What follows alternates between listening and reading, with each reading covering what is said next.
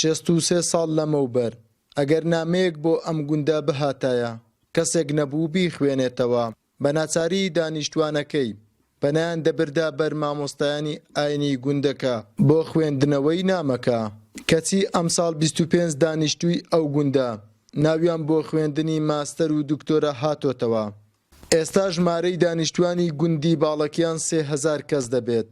زیاتر لە 800 کەسیان خاوەنی بڕوانامەکانی باکالۆریۆس و دیبلۆمن و نزیکەی 50 کەسیشان هەڵگری بڕوانامەکانی دکتۆرا و ماستەرن. کە ئێمە ژمارەمان 22 کاندید بوو واتە لە دەڤەرەکەمان لە گوندی باڵەچان و هەروەها ئێمە خۆشحاڵین بە دەرچوونی ئەو ڕێژەیە کەوا جێگای شانازیە بۆ گوندەکەمان و بۆ دەڤەرەکەمان لەبەرەوەی ئێمە دەتوانین ئینشاڵڵا لە داهاتوودا بتوانین خزمەتێک بە دەڤەرەکەمان و خزمەتێک بە زانکۆی سۆران بکەین.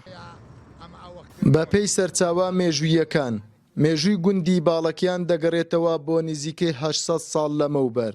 لە ساڵی 1953دا یەکەمین خوێندنگا لەو گوندەیەدا کراوەتەوە.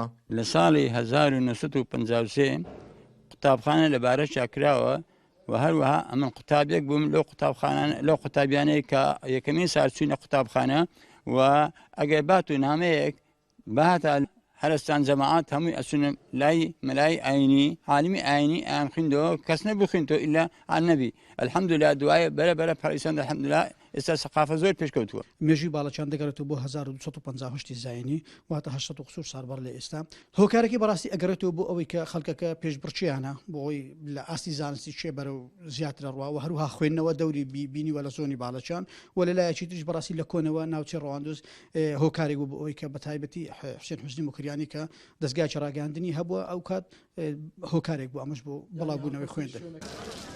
لە زانکۆی سۆران ناوی نزیکەی 200 خوێندکار گەڕاوەتەوە بۆ خوێندنی ماستەر و دکتۆرا.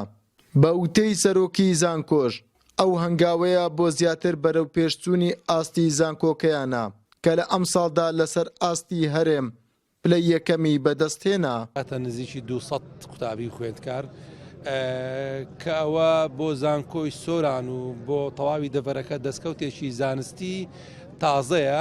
گوندی باڵەکیانی سنووری سۆران ژمارەی دانیشتوانەکەی 3000 کەس دەبێت وەک زۆربەی گوندەکانی دیکەی کوردستان.